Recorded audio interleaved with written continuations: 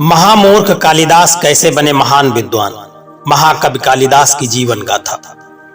दोस्तों, कब किसी अपने के द्वारा कही गई एक छोटी सी बात किसी के दिल पर चोट कर जाए और उसके जीवन में बड़ा भारी परिवर्तन हो जाए, यह कुछ भी नहीं कहा जा सकता कि यह कब हो जाए। दोस्तों, ऐसा ही हुआ था कालिदास के साथ। महान कवि कालिदास, जिन्होंने बड़े बड़े काव्यों की रचना की, ये जन्म से ही विद्वान नहीं थे। पत्नी के द्वारा कही गई एक छोटी सी बात कालिदास के दिल पर चोट कर गई और कालिदास का जीवन बदल दिया। महामूर्ख कालिदास बन गए महान विद्वान कालिदास। दोस्तों, कालिदास के माता पिता की मृत्यु उनके बचपन में ही हो गई थी। इनका पालन पोषण उसी गांव के रहने वाले एक ग्वाले ने किया था। कालिदास बचपन से ही मंद बुद्धि के थे, या गायों को चराते थे और उनका दूध निकालते थे, और बाकी बचे हुए समय में गांव में ही बने हुए एक माता काली के मंदिर में बैठ कर के माता काली की मूर्ति को एकटक होकर के देखते रहते थे।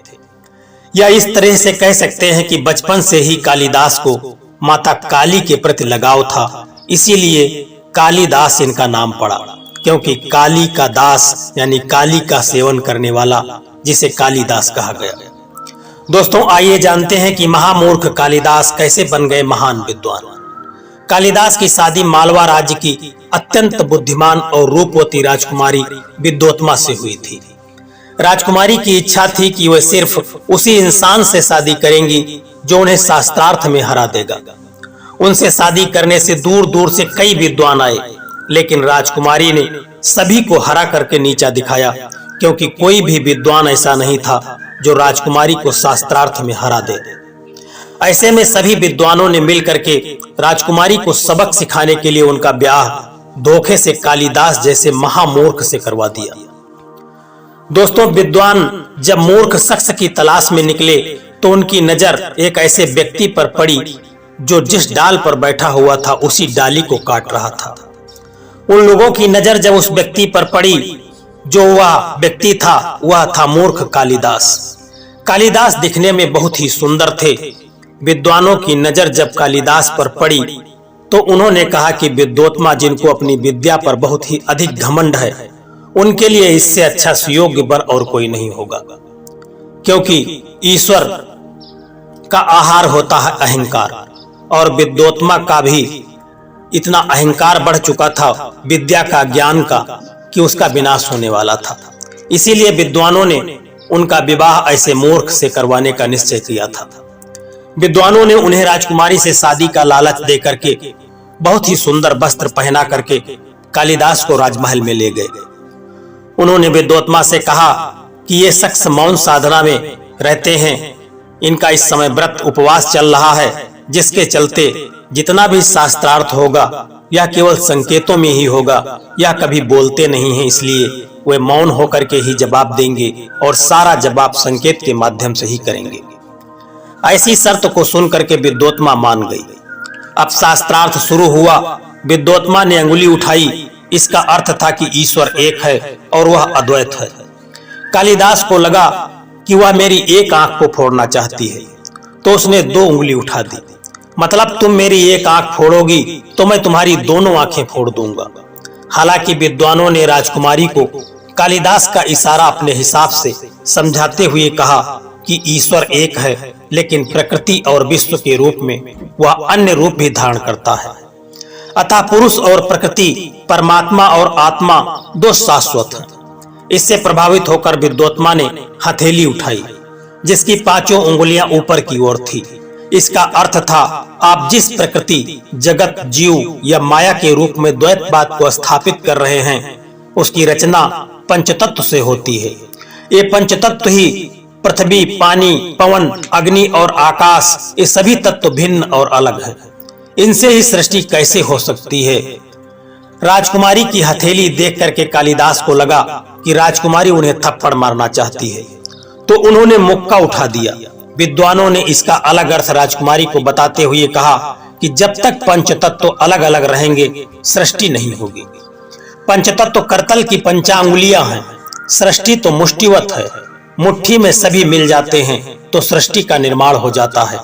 यह सुन सभा में तालियां बजने लगी। और विद्योत्मा ने भी अपनी हार को मान लिया और उसी प्रकार से कालिदास से विवाह कर लिया। दोस्तों, महान विद्वान विद्योत्मा से ऐसे मूर्ख कालिदास का जब विवाह हो गया और विवाह के बाद जब विद्योत्मा को कालिदास की असलियत का पता चला कि उनका पति तो मूर्ख है, उन्होंने कालिदास को घर से निकाल दिया और कहा कि मेरा पति तो विद्वान होना चाहिए, मूर्ख नहीं।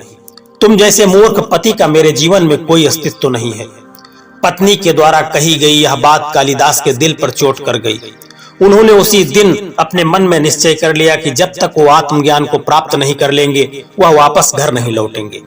ऐसा निश्चय करके कालिदास माता काली के मंदिर में गए और उनकी उपासना करना शुरू कर दिया। काफी दिन बीत गए माता काली की उपासना करते हुए। धीरे धीरे कालिदास ने अन्न जल का भी त्याग कर दिया। इतनी कठोर साधना के बाद भी माता काली ने उन्हें दर्शन नहीं दिया। अब कालिदास के सब्र की सीमा टूट चुकी थी, लेकिन वह कालिदास माता के चरणों में हमेशा ध्यान लगाते ही रहे। एक दिन रात्रि में कालिदास ने अपने प्राण देने का निश्चय कर लिया और जैसे ही उन्होंने तलवार उठाई, माता काली तुरंत प्रकट होकर तलवार को पकड़ लिया और कालिदास को वरदान मांगने के लिए कहा। कालिदास ने जब वरदान मांगा तो कालिदास को वह वरदान देकर के अंतर्धान हो गई। कालिदास को समस्त प्रकार की विद्याओं का ज्ञान हो चुका था। उसके बाद कालिदास जब अपने घर को वापस आए और अपनी पत्नी को आवाज लगाया, पत्नी ने जब दरवाजा खोला तो कालिदास के चेहरे पर एक अजीब सा तेज था और कालिदास की बातचीत से विद्योत्मा को लग रहा था कि कालिदास महान ज्ञानी हो चुके हैं। कालिदास ने अपनी पत्नी से कहा कि तुम्हारे ही कारण मुझे ज्ञान प्राप्त हुआ है, इसलिए आज से तुम मेरी पत्नी नहीं परंतु मेरी गुरु हुई।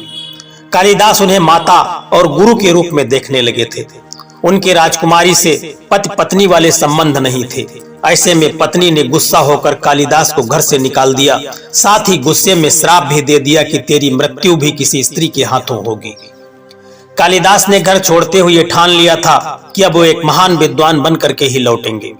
फिर वह मां काली के भक्त बन गए। उनके आशीर्वाद से उन्होंने और बहुत सारा ज्ञान प्राप्त किया और कई अद्भुत साहित्य की रचना भी की।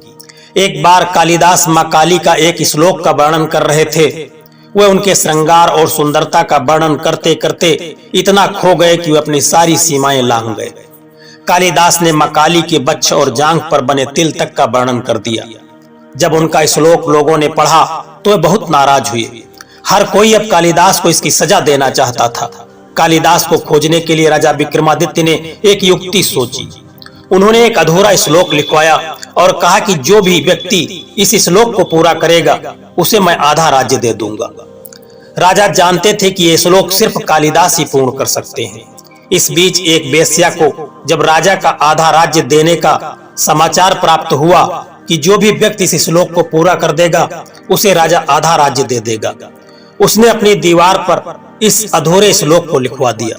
साथ ही श्लोक के पास अपनी तस्वीर भी बनवा दी कि लोगों का ध्यान इस श्लोक पर उसकी तस्वीर के कारण ही पड़ जाए। फिर एक दिन की बात है, कालिदास वेश्या के घर के पास से होकर गुजर रहे थे। अधूरे श्लोक को देख करके वह सीढ़ी लेकर के आए और दीवार पर चढ़ करके श्लोक को पूरा करने लगे। इसी बीच वेश्या ने जब उन्हें देखा तो कालिदास को उस वेश्या ने अपने घर पर बुलाया, उनकी सेवा सत्कार किया और सबसे पहले उस वेश्या ने कालिदास से उस श्लोक का अर्थ पूछा। फिर उनके हाथ पैरों को बांध दिया और उनको नदी में फेंक दिया। अब वेश्या ये श्लोक लेकर के राजा के पास जब पहुंची तो उसने शर्त के मुताबिक राजा से आधा राज्य मांगा, लेकिन राजा समझ गया कि वेश्या इसे पूरा नहीं कर सकती, जरूर कालिदास ने इसकी मदद की होगी। वेश्या को जब उस राजा ने बहुत डराया धमकाया तो उसके बाद वेश्या ने सच बता दिया कि उसने इस श्लोक को कालिदास से पूरा करवाया है और सारा अर्थ कालिदास से उसने समझ लिया है। इसके बाद कालिदास को उसने मृत्यु के मुख के हवाले कर दिया है। कालिदास की मौत की खबर सुन करके राजा हैरत में पड़ गए। उन्होंने अपने विद्वानों से पूछा कि आखिर कालिदास जैसे महान विद्वान की मौत इस तरह कैसे हो गई। विद्वानों ने कहा कि कालिदास ने एक अपात्र वेश्या को ज्ञान दिया, इसलिए उनका यह हाल हुआ। वहीं कुछ लोगों का मानना था कि पत्नी के श्राप के चलते उन्हें ऐसी मौत नसीब हुई थी। दोस्तों, एक महामूर्ख व्यक्ति कैसे एक महान ज्ञानी बन गया और जिसने बड़े बड़े शास्त्र और ग्रंथों की रचना कर दी। ईश्वर की कब किस पर कृपा हो जाए ये कोई नहीं जानता है। दोस्तों ऐसी ही कृपा मां काली की कालिदास पर हो गई। दोस्तों यह कहानी आपको कैसी लगी है एक कमेंट करके जरूर बताना, और यदि कहानी आपको अच्छी लगी है तो वीडियो को एक लाइक करके चैनल को सब्सक्राइब करने की भी कृपा कर देना।